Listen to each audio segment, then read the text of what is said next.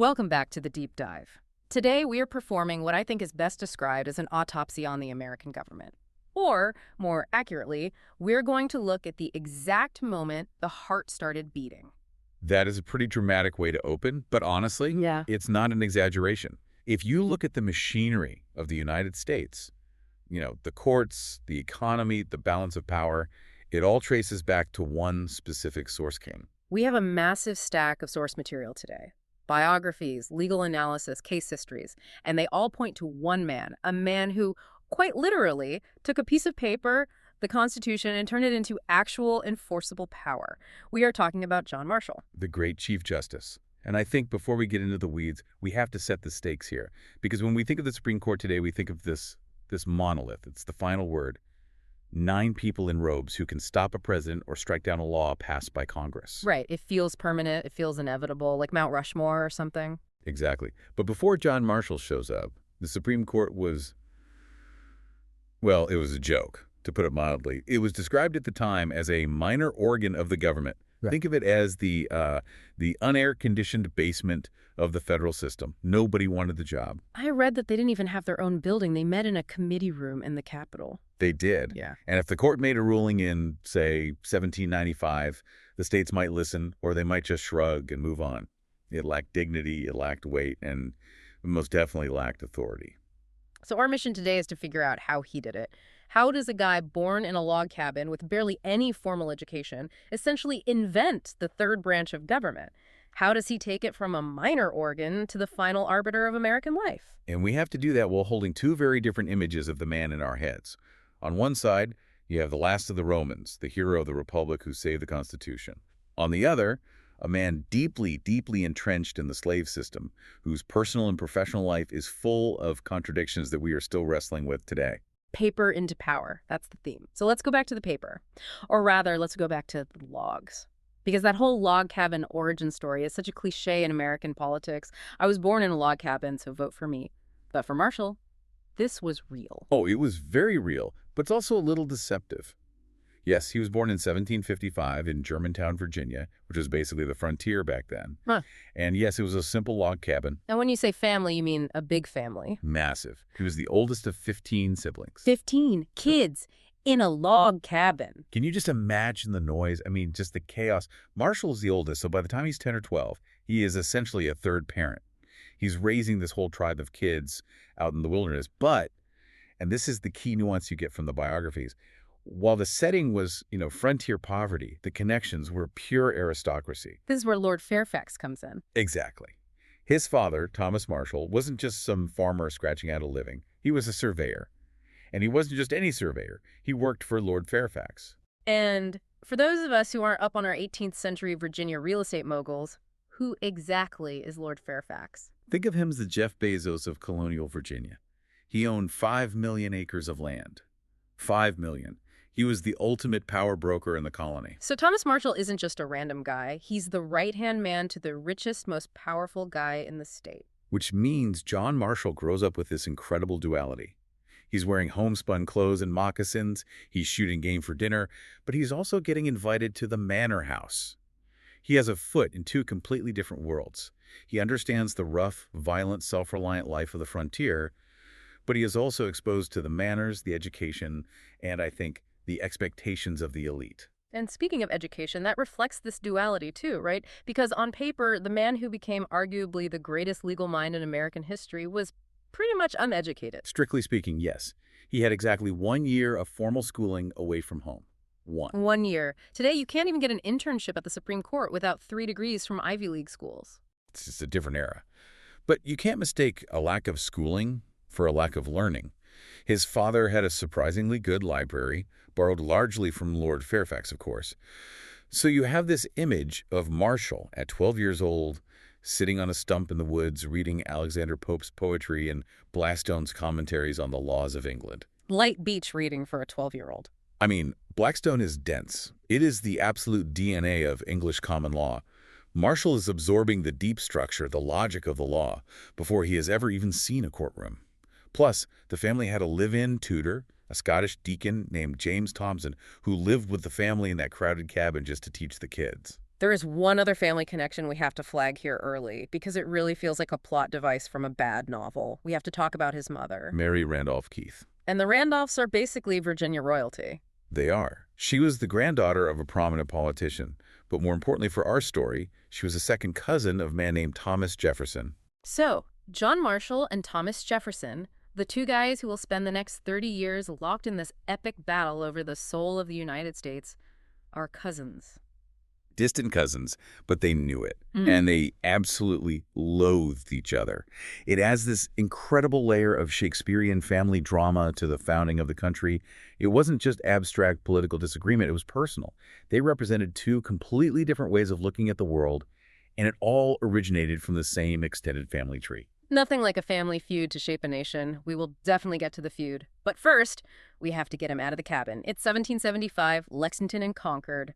The revolution starts. Marshall is 20 years old, and this is so crucial to understanding him. Marshall isn't an intellectual first, he is a soldier first. He doesn't sit around and debate the war in a salon. He joins it. He sews the words liberty or death onto his hunting shirt and marches off. He joins the 3rd Virginia Regiment, and this isn't some lead-from-the-back staff officer situation. No, not at all. He's a captain. He is on the line. He fights the Battle of Brandywine, the Battle of Germantown, which erratically shares the name of his birthplace, and the Battle of Monmouth. He was in the thick of the combat.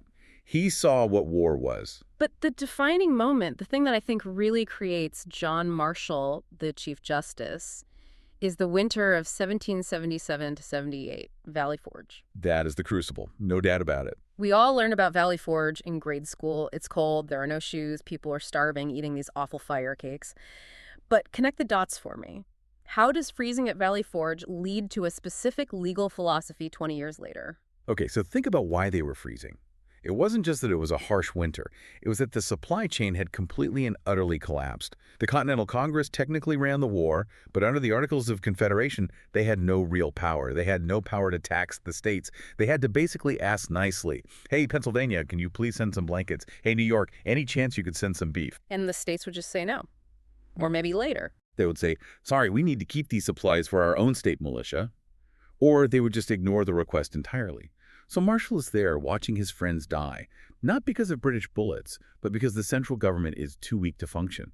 He is seeing the fatal dysfunction of states' rights in real time in the most brutal way possible. So while he is freezing his toes off, he is having this political epiphany. He's thinking, we need a boss. We need a government that can actually give orders and have them followed. Precisely. He later wrote a very famous line about this. He said, I entered the Army a Virginian and I left it an American. He realized that without a strong, coercive national government, the country would just dissolve into 13 squabbling little countries that hated each other.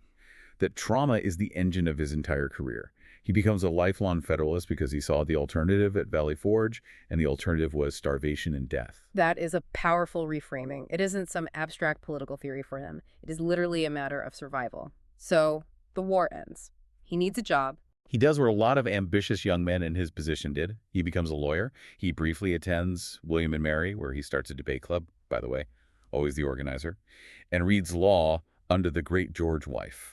The legendary George Wythe, teacher of Jefferson, Monroe, Henry Clay. He's the Yoda of Virginia law, the absolute master. Marshall gets admitted to the bar in 1780, and because he is smart, he's incredibly charming, and he has those Fairfax connections, he rises fast. He gets elected to the Virginia House of Delegates. He marries Mary Polly Ambler, which is a whole story on its own that we should touch on later, and he starts making serious money. But he isn't just a lawyer. He is a political operator from the get-go, and this is where he firmly aligns himself with the Federalists. Right, so in the late 1780s and 1790s, you have two teams forming in American politics. You have the Federalists, Alexander Hamilton, John Adams, George Washington, who want a strong central government, a national bank, a professional army, a modern commercial nation. And then you have the Democratic Republicans, led by his cousin Thomas Jefferson and James Madison, who want an agrarian nation of small farmers, strong states, and a weak central government. And Marshall, the survivor of Valley Forge, is Team Federalist all the way, no question. All the way. He plays a major role in the Virginia Ratifying Convention for the Constitution in 1788. And it's funny, he is fighting alongside James Madison there. They are allies against the anti-federalists like Patrick Henry, who think the new Constitution creates a government that's too powerful, too much like a monarchy. Politics makes strange bedfellows, as they say. And eventually, very strange enemies. Yeah. Marshall was apparently particularly good at countering the fiery populist rhetoric of guys like Henry. He was logical, he was calm, and he just broke down the arguments piece by piece. Okay, let's fast forward to 1797. Marshall is a known quantity, a rising star in the Federalist Party. And President John Adams sends him on a diplomatic mission that sounds absolutely insane to modern ears, the XYZ affair. Set the scene for us. It really is like something out of a spy thriller. Adams sends Marshall, along with Elbridge Gerry and Charles Cotesworth Pinckney, to France. The goal is to negotiate peace, because the French Navy, in the middle of their own revolutionary wars, is seizing American ships on the high seas. And the French foreign minister, a man named Talleyrand, plays games. Oh, he's a master of intrigue. He won't meet with them directly. Instead, he sends 3 secret agents who are later referred to in the documents as X, Y, and Z. Hence the name. Right. And these agents basically deliver a message. They say, you want to talk to Talleyrand? Great. Here's the price of admission. Give us a personal bribe of $250,000 for Talleyrand and a huge multi-million-dollar loan for the French government. Then we'll say hello. This is just blatant extortion. It's an insult to the country. It is. And the Americans are stunned. Pinckney and Marshall in particular are furious. Marshall is the one who writes the official dispatches back home detailing this incredible insult. They refuse. They basically say, no, no, not a sixpence. And when this news gets out in America? The public goes wild. They love the spine. Marshall comes back to a hero's welcome. The slogan of the day becomes millions for defense, but not 1 cent for tribute. It's a huge political victory for the Federalists, and Marshall is the face of it. So Marshall rides this wave of popularity right into Congress in 1799. He does. Even though his district in Virginia heavily favored the other party, that's how personally popular he was after the XYZ affair. And in Congress, he quickly becomes the leader of the moderate Federalists. He defends President Adams on some controversial decisions, like extraditing a murder suspect to Britain. He's the go-to guy for a logical, powerful defense of the administration. And President Adams notices. In 1800, Adams makes him Secretary of State. Which was a huge job. He was the nation's chief diplomat, but he also had all sorts of domestic tasks, like supervising the construction of the new Capitol in Washington, D.C. But then everything changes. The election of 1800 happens, what some people call the Revolution of 1800. Yeah, the Federalists are just swept out of power. It's a disaster for them. Jefferson wins the presidency. They lose control of Congress. Adams becomes a lame duck, just holding on to power for a few more months until the inauguration in March of 1801. And they are panicked. They genuinely think Jefferson is some kind of radical Jacobin who is going to burn down the government and start a French-style revolution. So they try to build a fortress in the one branch of government they can still control, the judiciary. This is the infamous Midnight Judges Act. In the final weeks of their term, they pass a law creating a whole bunch of new federal courts and judgeships, and they start frantically filling them with loyal Federalists. These are lifetime appointments, so they're hoping to keep Federalist influence alive for decades to come. And amidst all this scrambling, the Chief Justice of the Supreme Court, a man named Oliver Ellsworth, resigns due to poor health. So Adams is scrambling. He needs a new Chief Justice, and he needs one fast. He first offers the job to John Jay, who had been the first Chief Justice, and Jay basically laughs at him. He writes back a famous letter saying, the court lacks energy, weight, and dignity. He wouldn't take the job if you gave it to him. That's how little people thought of the Supreme Court. The first guy to have the job says, no thanks. It's insulting. So Adams, in a moment of either genius or desperation, turns to his Secretary of State. Marshall is in his office, and Adams just says, John, I believe I must nominate you. Marshall's completely surprised, but he accepts. But wait a minute, he is still the Secretary of State. Yes. For about a month, from February to early March 1801, he holds both jobs simultaneously. He's the Chief Justice of the United States and the Secretary of State. And in his role as Secretary of State, he is tasked with signing, sealing, and delivering all these commissions for the new midnight judges before Jefferson takes over at midnight on March 3rd. And this is where the great Chief Justice makes a huge rookie mistake, a clerical error that changes history. It's incredible. He's overworked. It is late. He is signing stacks of papers by candlelight. He gets most of them out, but at the end of the night, he leaves a stack of signed and sealed commissions on his desk. He just assumes the incoming administration will do the courteous thing and have them delivered. He assumes James Madison, who is Jefferson's new Secretary of State, will just do him a favor and deliver jobs to his political enemies. That seems incredibly naive. It was incredibly negligent. He leaves the papers. Jefferson's administration walks in the next day. They see the commissions for these Federalist judges sitting on the desk, and Jefferson says, nope, toss them. And one of those tossed papers, one of those undelivered commissions, belonged to a man named William Marbury. Which brings us to the case that changes absolutely everything. But before we break down Marbury v. Madison, we need to understand what Marshall did to the court itself, the culture of the court, before that famous ruling. Because the vibe change was immediate and it was profound. You mentioned earlier the court was a minor organ and that nobody wanted the job. It was also just dysfunctional. Before Marshall, the justices used the British system called seriatim. That means if a case is heard, every single justice writes their own separate opinion. So Justice A says, I think this. Justice B says, I think that. Justice C says, I disagree with both of them. So you don't get a clear ruling, you get a transcript of a debate club. Exactly. There is no clear law of the land, just a bunch of guys talking past each other. It was confusing, and it weakened the court's authority. Marshall stops that on day one. He convinces the other justices to issue a single majority opinion of the court. One voice, one ruling, one authority. How does he get them to agree to that? These are all lifetime appointees. They've got egos. You can't just tell them to be quiet. He uses his secret weapon, the boarding house. See, Washington, D.C. was basically a swamp back then. There wasn't much good housing.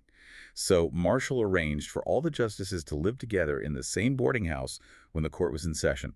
They ate all their meals together. They drank Madeira wine together every night. They avoided outside socializing. He basically turned the Supreme Court into a fraternity. Effectively.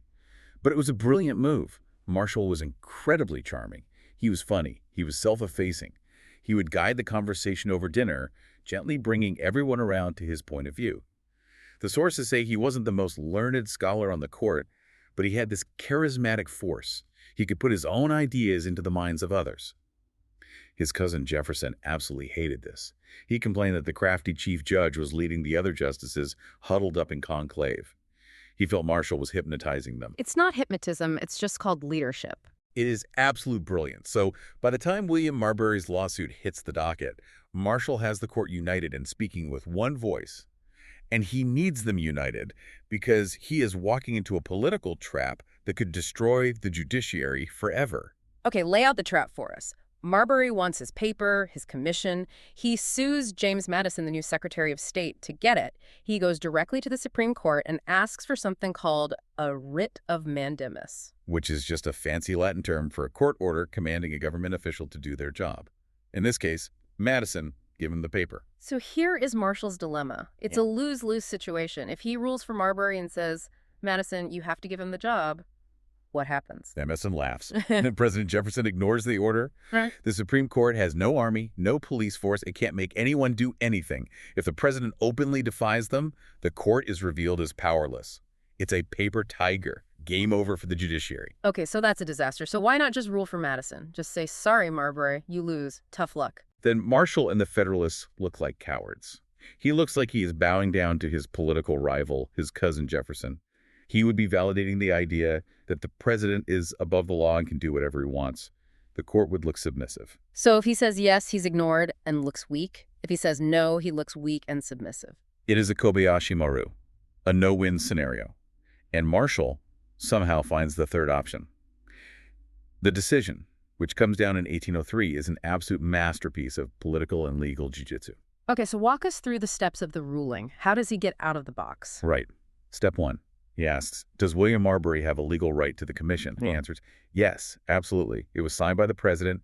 It was sealed by the Secretary of State. It is his property. He says Jefferson is wrong to withhold it. It is a violation of a vested legal right. So right off the bat, he slaps Jefferson in the face. He calls him out for acting illegally. He does. Then step two, he asks, if he has a right and that right has been violated, does the law provide a remedy?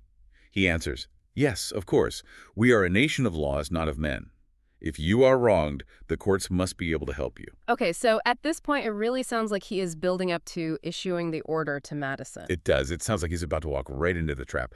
But then comes step three, the brilliant pivot, the judo throw. He looks at the specific law that Marbury is using to sue in the Supreme Court. That law is Section 13 of the Judiciary Act of 1789. This was the law passed by Congress that gave the Supreme Court the power to issue these writs of mandamus in cases like this directly. Right. Marshall says, okay, let me read the Constitution, specifically Article 3, which lays out the power of the judiciary. Quote, and the Constitution, he says, lists the very specific types of cases the Supreme Court can hear directly, what's called its original jurisdiction, things like cases involving ambassadors or states. And guess what? Writs of mandamuses for government officers are not on that list. So he is saying that Congress, way back in 1789, passed a law that tried to give the court extra power, but the Constitution itself doesn't actually allow it. Exactly. He says, Congress passed a law that conflicts with the Constitution, and it is emphatically the province and duty of the judicial department to say what the law is. And when a law conflicts with the Constitution, that law is void. He strikes down the law. He declares that section of the Judiciary Act unconstitutional. Therefore, the Supreme Court does not have the jurisdiction, the power, to help Marbury. So William Marbury loses his case. So Marbury doesn't get the job. Jefferson wins the case. Madison doesn't have to deliver the commission. Jefferson wins the tiny battle. But Marshall wins the war for the future of the country, because by denying the court a small power, the power to help Marbury, he claimed for it the ultimate power, judicial review. He established for the first time that the Supreme Court is the final interpreter of the Constitution and can strike down laws passed by a co-equal branch of government, the Congress. And Jefferson couldn't do anything about it because at the end of the day, Marshall ruled in his favor. Exactly.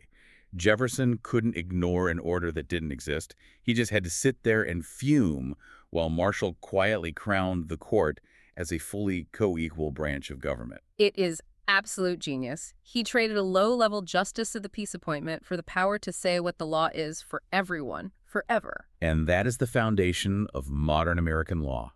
Every single time the Supreme Court strikes down a ban on something, or upholds a right, or interprets a statute, they are standing on the shoulders of Marbury v. Madison. So the engine is built. Now Marshall takes it out for a drive. For the next 30 years, he uses this new power to define the nation. And the consistent theme seems to be the nation over the states. Federal supremacy. Yeah. That's the core of it. The best example is probably McCulloch v. Maryland in 1819. This is the famous bank case. Right. Congress had created the second bank of the United States. The state of Maryland hated it. They thought it was an unconstitutional monster that helped northern merchants. So they passed a law to tax the branch in Baltimore, hoping to drive it out of business. And the bank manager, James McCulloch, said, I'm not paying your tax. So the case goes to Marshall. And there are two huge questions for Marshall to answer. One, can Congress even create a bank in the first place? The word bank isn't in the Constitution. And the strict constructionists, like Jefferson, would say, if it isn't explicitly on the list of powers, you can't do it. Marshall completely rejects that. He says, look, the Constitution is a framework. It's an outline, not a detailed legal code. It gives Congress the power to tax, to borrow money, to regulate commerce. A bank, he argues, is necessary and proper to carry out those enumerated powers. This is the origin of implied powers. This is the huge concept. Yeah. He writes that the Constitution is intended to endure for ages to come and must be adapted to the various crises of human affairs. It's a living document, not a dead one.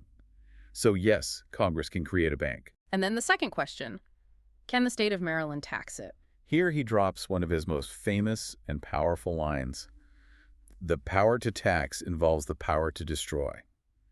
If a state can tax a federal institution, they can tax the mail, they can tax the military, they can bleed the federal government dry. And since the people of all the states created the federal government, one state cannot be allowed to destroy it. Federal law is supreme. Maryland loses. This really feels like he is building the skeleton of the modern American state piece by piece. What about the economy? Because today, if you think about it, we can buy something on Amazon from a warehouse in Ohio and have it shipped to Texas without paying some kind of special Ohio export tax. You can thank Marshall for that. That comes from Gibbons v. Ogden in 1824, the Great Steamboat Case. I love that this whole massive legal doctrine comes from a fight over steamboats on the Hudson River. It was big business. New York had granted a legal monopoly to Robert Fulton to run steamboats in its waters. They tried to use that monopoly to stop a competitor, a man named Thomas Gibbons, who was running a ferry from New Jersey to New York. But Gibbons had a license from the federal government. So it's a showdown, state power versus federal power. And Marshall looks at the Commerce Clause of the Constitution. He does. And he interprets the word commerce incredibly broadly. The other side argued commerce is just buying and selling things, like a bushel of wheat. Marshall says, no, no, no. Commerce is intercourse. It is navigation. It is the movement of goods and people between the states. He rules that states cannot put up these kinds of protectionist barriers to interstate trade. He essentially tore down the economic borders between the states. He created a single, unified American market. Without Gibbons v. Ogden, the United States might have looked like Europe before the European Union. Every state with its own tariffs and restrictive laws. It would have absolutely strangled the Industrial Revolution in the crib. So he protects the federal government, he protects the national market. What about private businesses and corporations? He protects them, too. Look at Dartmouth College v. Woodward. New Hampshire's legislature tried to take over Dartmouth College and turn it from a private school into a public one. Marshall said, no, the college's original charter from the King of England is a contract. And the Constitution explicitly says that states cannot pass laws that impair the obligation of contracts. So he is the best friend a business or a corporation ever had. He's creating stability. He is creating a stable, predictable environment for investment. If a state government can just rip up your contract because the political winds have changed, nobody is going to invest money or build anything. Marshall guaranteed a level of stability that was essential for capitalism to flourish. We can't talk about his time on the bench without mentioning the incredible political drama of the Aaron Burr treason trial. Oh, this is Hollywood stuff. It's 1807.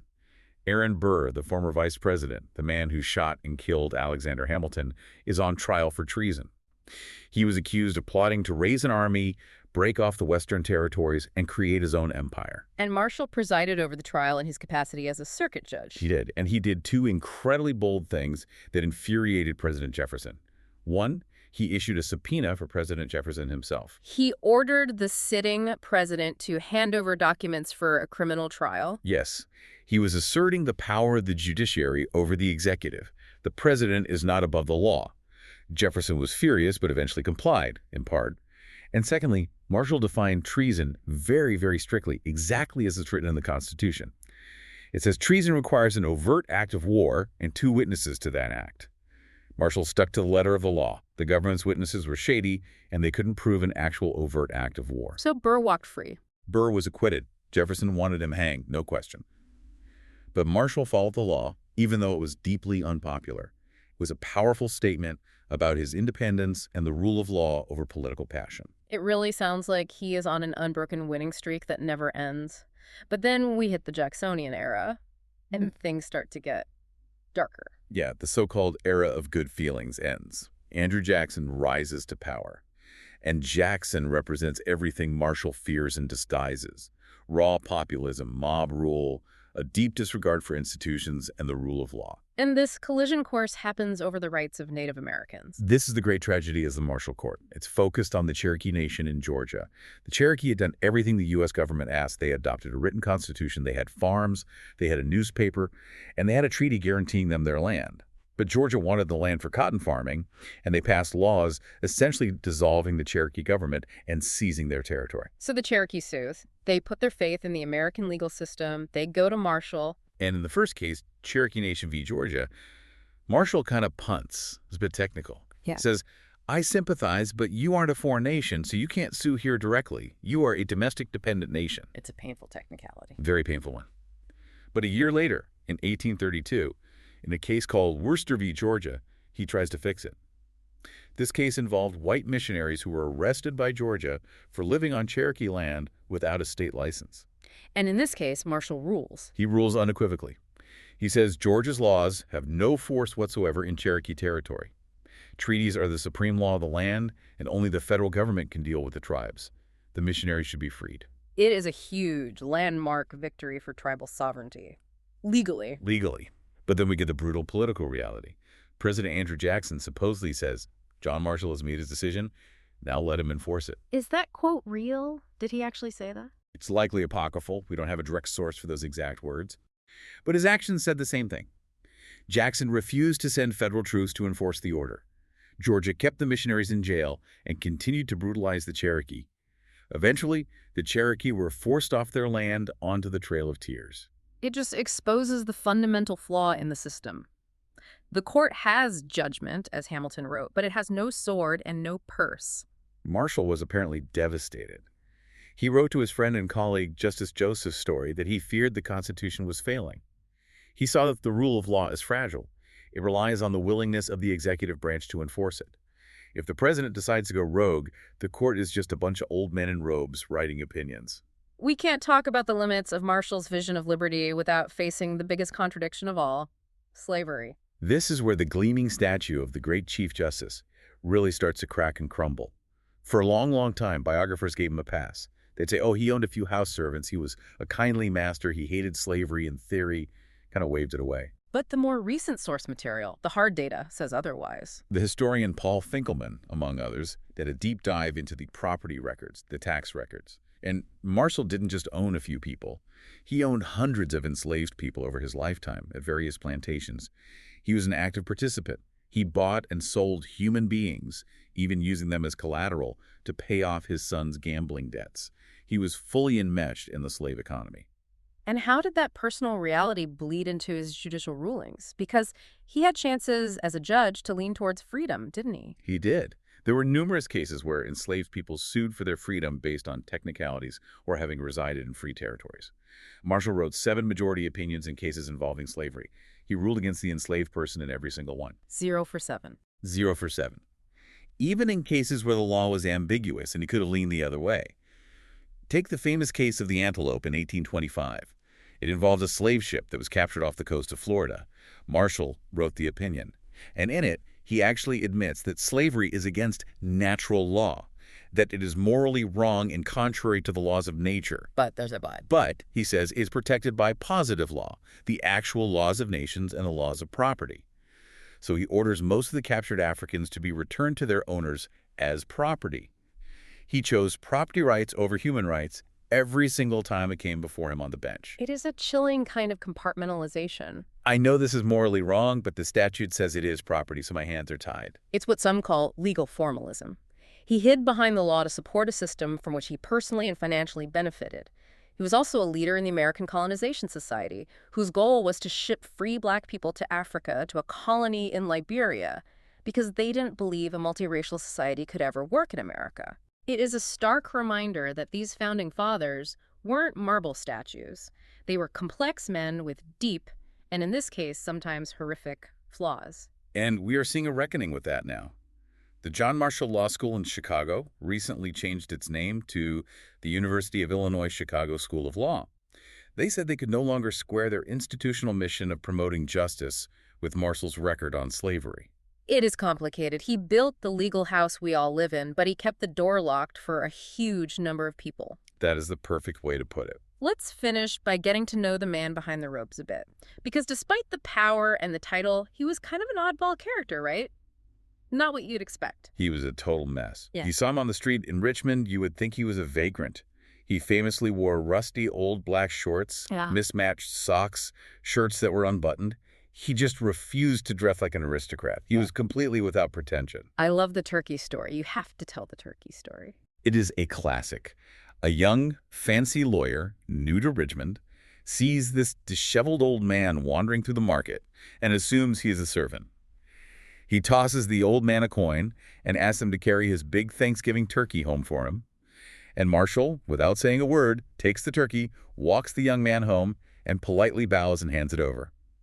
A neighbor has to run over and tell the kid, "You just tipped the Chief Justice of the United States." And his love for the game of quoits. He was obsessed with quoits. It's a game like horseshoes, but you throw these heavy iron rings. He was the champion of the Richmond Quoits Club, and he was famous for getting right down on his hands and knees in the dirt to measure the distance with the straw. He took his fun very, very seriously. And his marriage to his wife, Polly. It's actually a very sad but also very touching story. It is. Polly suffered from severe anxiety and what they called nervous ailments. She was essentially an invalid for most of their long marriage. And Marshall was incredibly devoted to her. He would take his shoes off when he came in the house so his footsteps wouldn't make noise and startle her. He centered his entire domestic life around her comfort and well-being. When she died in 1831 after nearly 50 years of marriage, he was absolutely crushed. He didn't live much longer after her, did he? No. He died in 1835 while in Philadelphia for medical treatment. And this brings us to the final great legend of John Marshall, the Liberty Bell. Did it actually crack for him? Is that a real thing? The story goes that the Liberty Bell tolled for his funeral procession, and that is when it sustained its famous crack, never to ring again. It is almost certainly a myth. The crack probably happened a bit later, but the poetry of it is just too good to ignore. The bell of liberty cracking as the last of the founders dies. So when we look at his tombstone in Richmond, what does it say? Here lies John Marshall, the man who invented the Supreme Court. No, it is shocking in its simplicity. He wrote the inscription himself. It lists his parents, it lists his marriage to Polly, and the date of his death. That is it. No Chief Justice, no Secretary of State, no general, no mention of his famous cases. Just a son and a husband. The man who was happy to carry his own turkey right to the end. To the very end. So let's wrap this up. What is the big takeaway for the listener commuting to work right now? Why does this man from 200 years ago still matter so much? The takeaway is that the government isn't some machine that just runs itself. It was built consciously by people. Marshall took a piece of paper, a constitution full of ambiguities and aspirations, and through sheer force of will and intellect, he willed a powerful government into existence. He made the Constitution's paper into real power. But he also left us a question. Marshall was the great champion of implied powers. He believed the government had to grow and adapt to meet the crisis of the day. The living Constitution. That was his idea. So if John Marshall walked into Washington, D.C. in 2026 and saw the sheer size and scope of the federal government today, the EPA, the FBI, the Department of Education, the trillions and trillions of dollars in spending, would he say, yes, this is exactly what I meant by implied powers? Or would he be horrified? Would he think that the necessary and proper clause he unleashed had completely eaten the rest of the document and destroyed the limited government he thought he was building? That's the question, isn't it? I think you would probably just want to know if he could tax it. He almost certainly would. That is it for this deep dive into the life and legacy of John Marshall. Thanks for listening. See you next time.